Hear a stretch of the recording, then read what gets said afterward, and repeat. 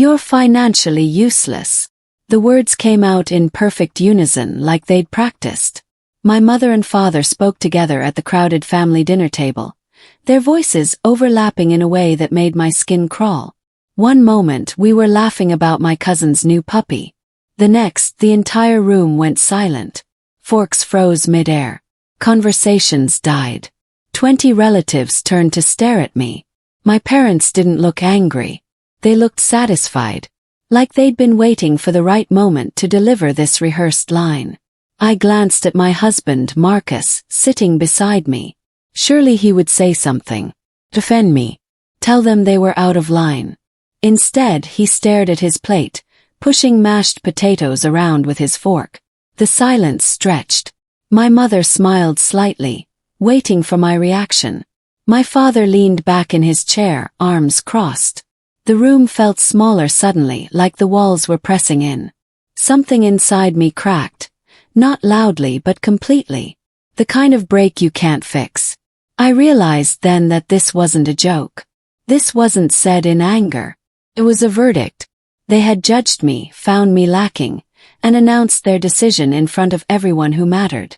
My mother continued, her voice steady and clinical. She listed my failures like she was reading from a prepared document. You haven't held a steady job in 3 years. You spend your days on that laptop doing who knows what. You contribute nothing to this household. She paused for effect. Nothing. My father nodded, his expression smug. We've been patient. Very patient. But at some point we have to be honest. I waited for Marcus to interrupt. To say I contributed in other ways. To mention the meals I cooked, the house I maintained, the life I'd built around his career. He cleared his throat softly. They're just being honest, sweetheart. The words hit me like cold water. Not they're wrong. Not that's unfair. Just agreement, wrapped in a gentle tone that somehow made it worse.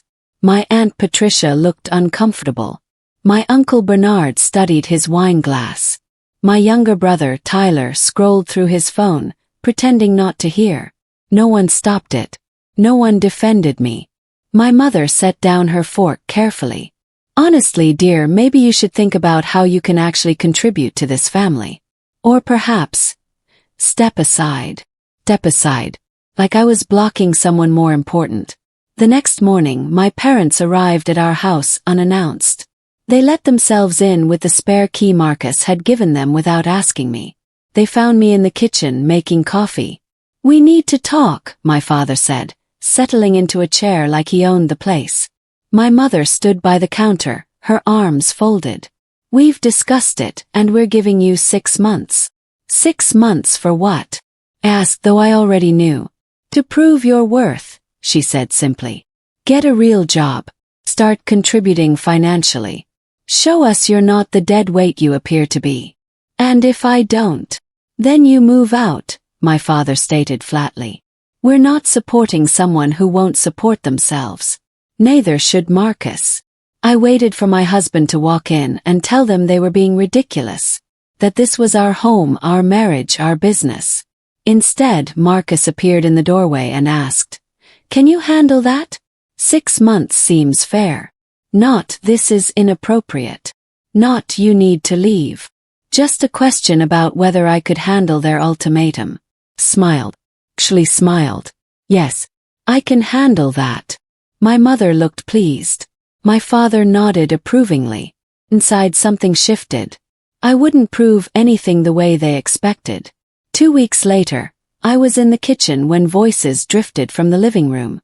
My parents were visiting again, and they'd brought my Aunt Sylvia and Uncle Hank. I wasn't meant to hear, but sound carried. She's always been a dreamer, my mother said, her tone dripping with disappointment. Never practical. Never realistic. What does she even do all day? And Sylvia asked. Sits on that computer, my father replied. Pretends to be working. Meanwhile, Marcus pays for everything. Laughter. Multiple voices joining in. Dead weight, my Uncle Hank said.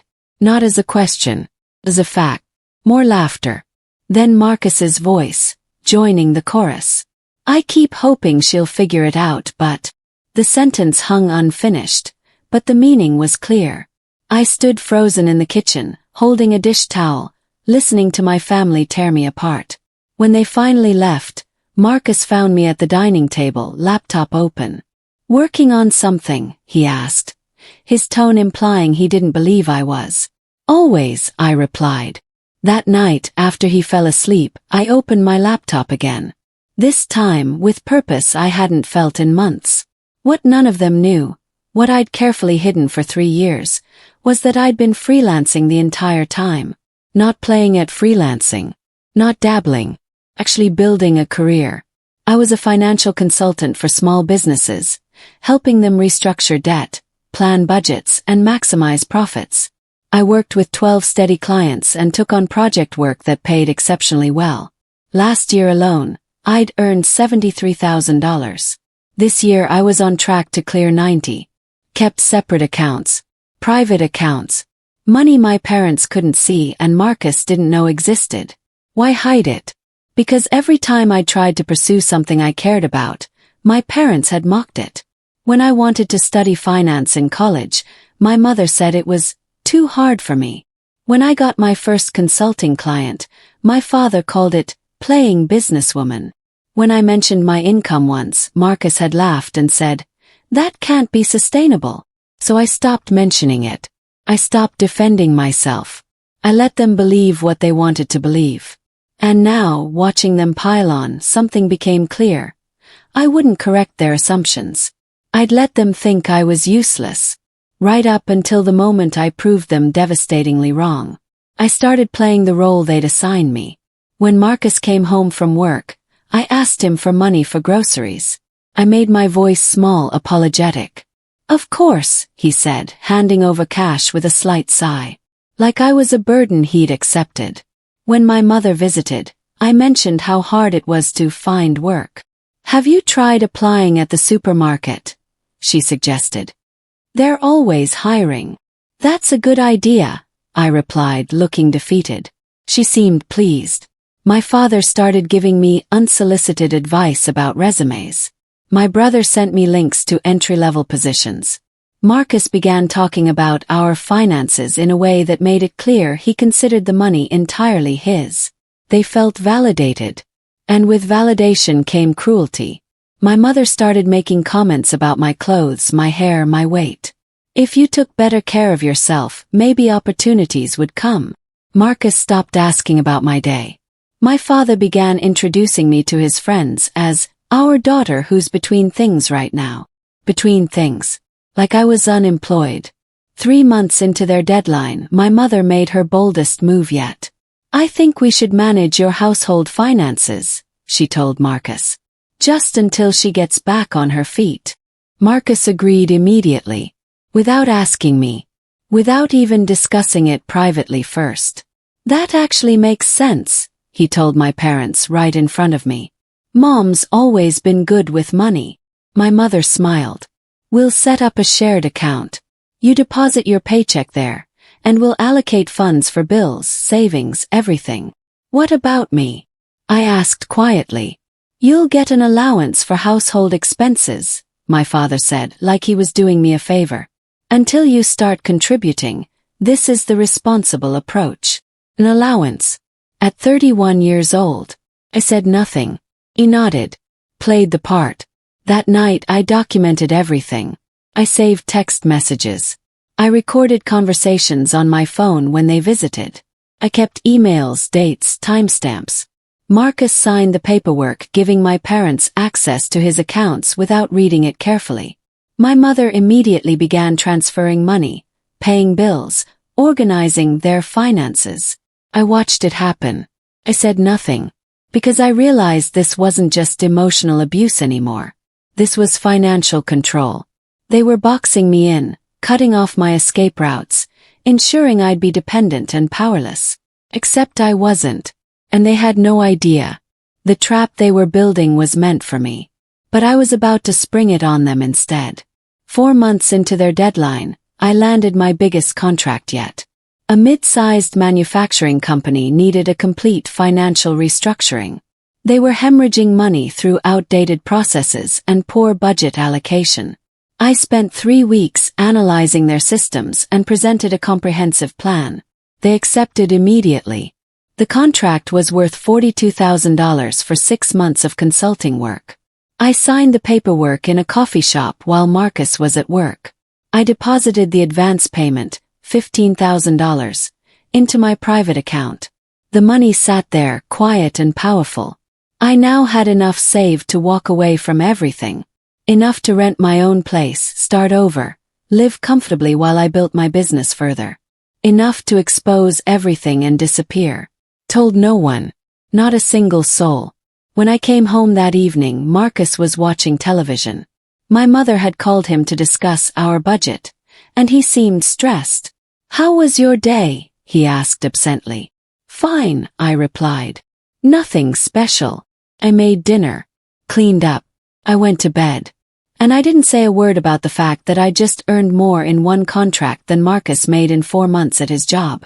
I was folding laundry when I heard Marcus on the phone in the next room. He was talking to my mother. His voice low but not quiet enough. "I know it's frustrating," he said. "But she's trying."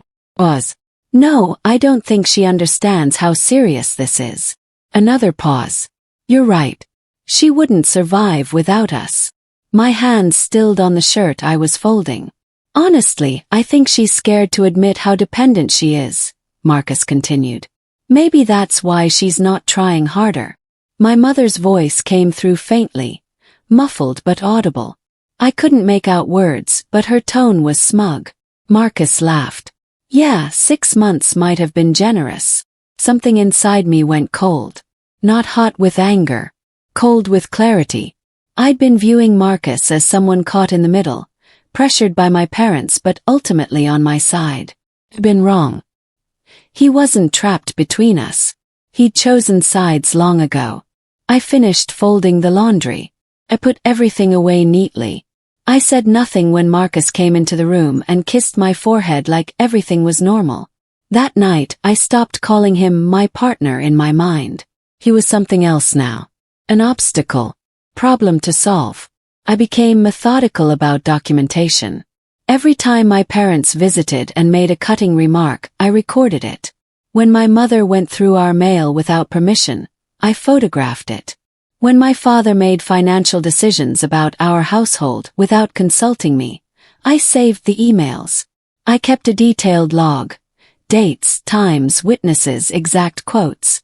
My mother telling me I was embarrassing the family. My father saying I was a cautionary tale. Marcus agreeing I needed tough love to grow up. I saved text messages where my parents discussed me like I wasn't a person but a problem to be managed. I documented every dollar they'd moved in Marcus's accounts, every decision they'd made without his full understanding, every way they'd slowly taken control of our household finances. The file grew thick. Fleming. One afternoon, my mother found me at my laptop and asked what I was working on. "Just organizing some things," I replied vaguely. She smiled. "Well, don't let us interrupt your projects." The way she said projects made it clear she thought I was wasting time. Smiled back. "I won't." That evening, I reviewed everything I'd gathered.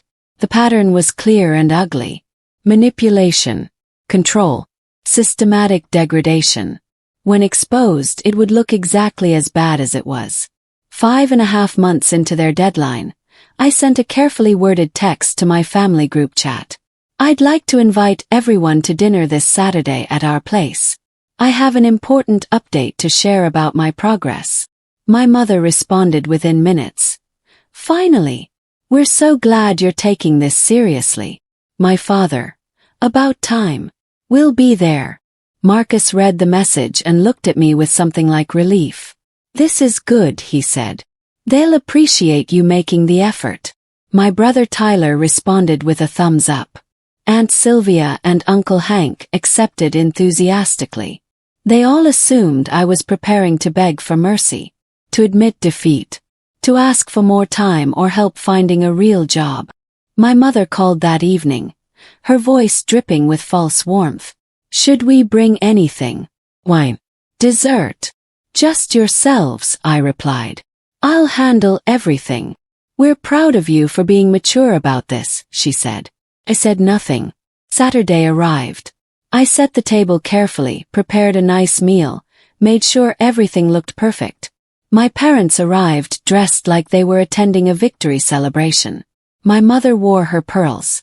My father had on his expensive watch. They'd dressed for triumph. They had no idea what was coming. Dinner started pleasantly enough. Small talk. Compliments on the food. My mother and father exchanged knowing glances, clearly pleased with themselves. We'd nearly finished eating when my mother set down her fork and smiled at me. "So," she said, her voice syrupy. "Any progress on becoming useful?" Laughter rippled around the table. My father chuckled. Marcus looked uncomfortable but didn't object. Tyler smirked into his wine glass. "Have you found work?" my father pressed. "Real work, I mean." More laughter. Aunt Sylvia tried to hide her smile. I stood up slowly. Every eye turned to me. "Actually," I said calmly, "I do have an update." My mother sat back satisfied. This was the moment she'd been waiting for. My admission of failure, my plea for forgiveness. I walked to the living room and picked up my laptop. I connected it to the television. "What are you doing?" Marcus asked, confused. "Showing you my progress," I replied. I opened a prepared file and pressed play. The television screen filled with a spreadsheet. Not just any spreadsheet. My income statements for the past 3 years. Month by month.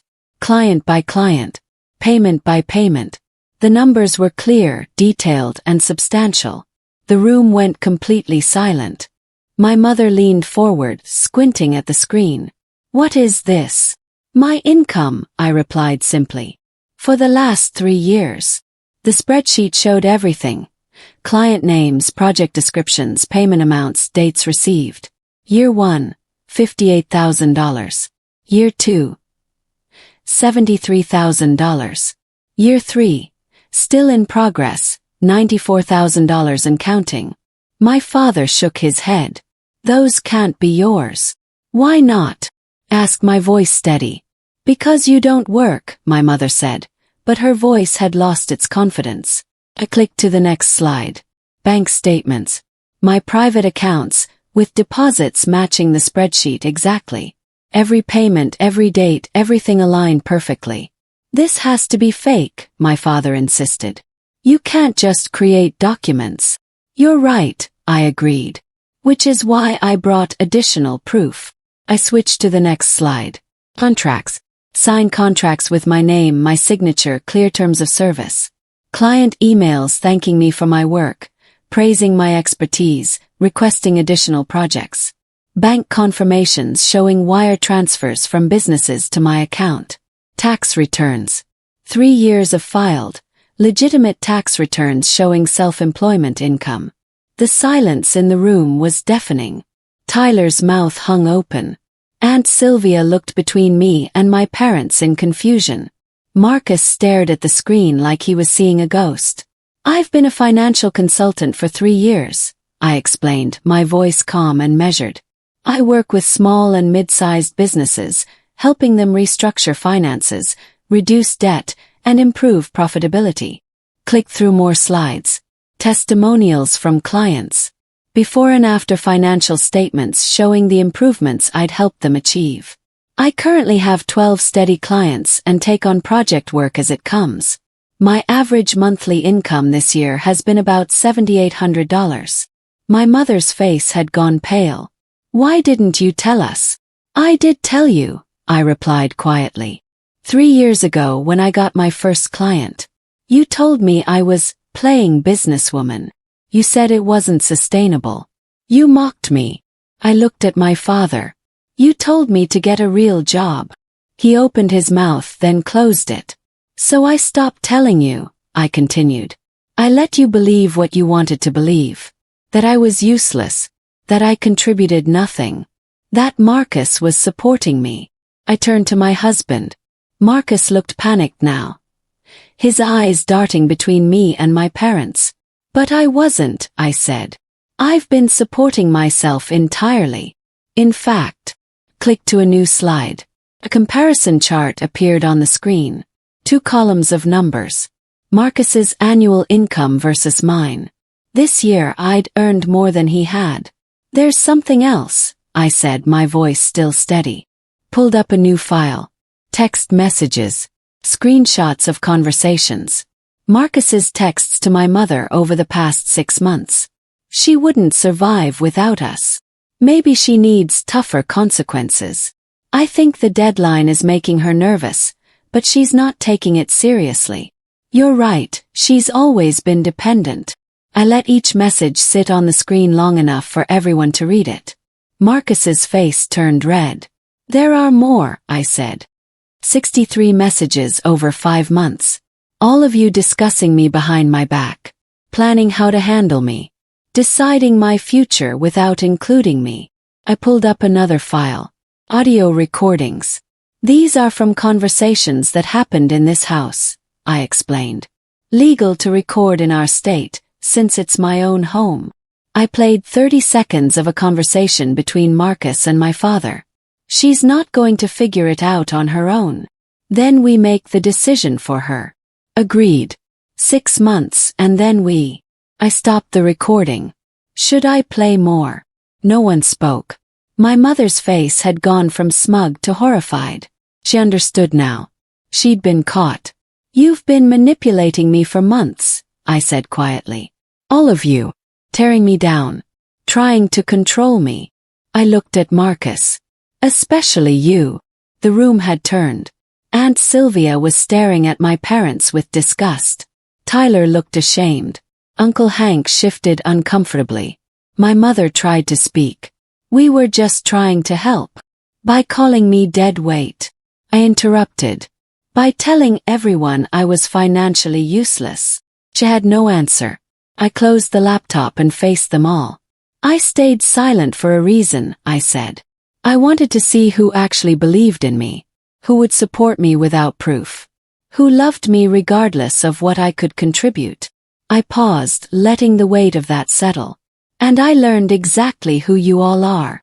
My father tried to regain control. Now wait a minute. No, I cut him off. You don't get to talk now. You've talked enough. You've had 6 months to say terrible things about me, to plan my life, to treat me like a problem to solve. I looked at each of them in turn. You misjudged everything. My capabilities. My worth. My willingness to accept your treatment. My mother's eyes were filling with tears, but I felt nothing. No guilt. No sympathy. I have one more thing to tell you, I said. The room held its breath. I'm leaving this marriage. Marcus stood up abruptly. What? You can't. I'm not asking permission, I interrupted. I'm informing you. I'm done. My parents looked stricken. Not because they cared about my happiness, I realized, but because they were losing control. You can't just, my mother started. I reached into my bag and pulled out a printed document. Multiple pages stapled neatly. Actually, I can, I said. And I have. I handed the papers to my mother. These are my boundaries going forward. My mother took the papers with shaking hands. She read the first page, her face going white. The document was titled, Conditions for Future Contact with Vanessa Morrison. My father grabbed it from her and read aloud. 1. No unsolicited financial advice or commentary. 2. No access to any of my financial accounts or information. 3. No discussion of my career choices or income. 4. No involvement in my personal decisions without explicit invitation. He looked up angry now. This is ridiculous. Keep reading, I said. 5.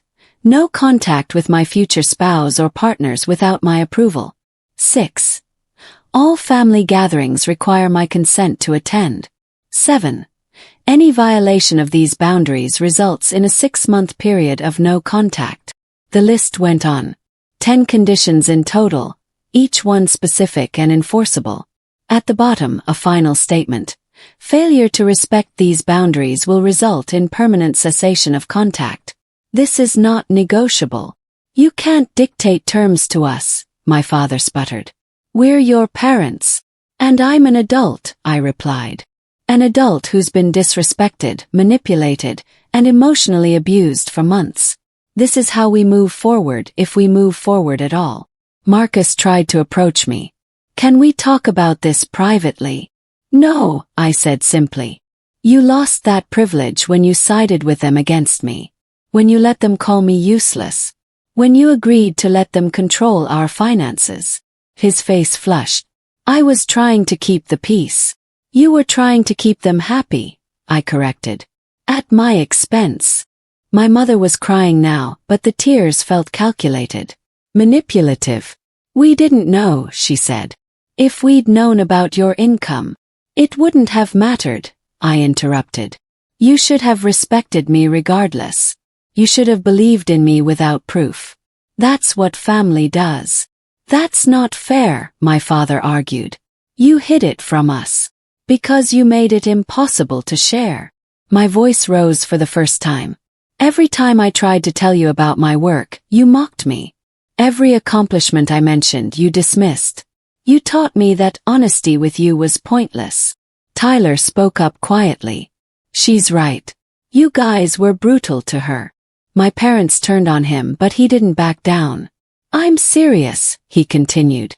I heard the things you said. The way you talked about her when she wasn't around. It was mean. Aunt Sylvia nodded slowly. He's not wrong, Amanda. You were very harsh. My mother looked around for support and found none. Even Uncle Hank was avoiding eye contact. These boundaries are reasonable, I said, bringing the attention back to the document. If you can't respect them, then we don't have a relationship going forward. You'd cut us out of your life, my father asked, shocked. You tried to cut me out of my own life, I replied. You tried to control everything about me. Why would I want that to continue? My mother reached for me. Please, we can work this out. I stepped back. Read the boundaries. Decide if you can follow them. Let me know within 1 week. I picked up my bag and headed for the door. Where are you going? Marcus called after me. That's no longer your concern, I replied.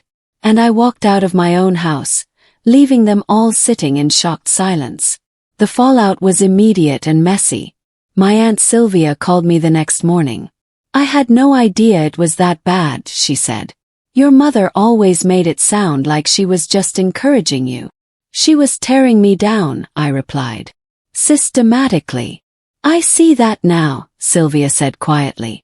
For what it's worth, I'm on your side. What they did was wrong. Tyler texted. You're kind of my hero right now. That took guts. More family members reached out. Cousins I hadn't spoken to in years. My father's sister, Aunt Ruth, who apparently had her own history of conflict with my parents. They did something similar to me, Ruth told me on the phone. Tried to control my life, told me I was making mistakes. I had to cut them off for 2 years before they learned to respect me. The family was dividing. People were taking sides. And most of them were taking mine. My parents tried to control the narrative. They called relatives explaining that I'd overreacted, that they'd been trying to help, that I was being dramatic. But I'd sent the full documentation to key family members. Text messages, the recordings, the timeline of abuse. The evidence spoke for itself. 3 days after the dinner, my mother called me. I let it go to voicemail. She left a message. Please, we need to talk. You're destroying this family. I listened to it once, then deleted it. She called again 2 hours later. I didn't answer. On the 4th day, she showed up at the apartment I'd rented. I opened the door to find my mother standing there, tears streaming down her face. Real tears this time, I thought. Not manipulative ones. Can I come in? She asked, her voice small. No, I replied. We can talk here. She looked stunned that I wouldn't even let her inside. Everyone is angry at us, she said. Your father and I. We're being blamed for everything.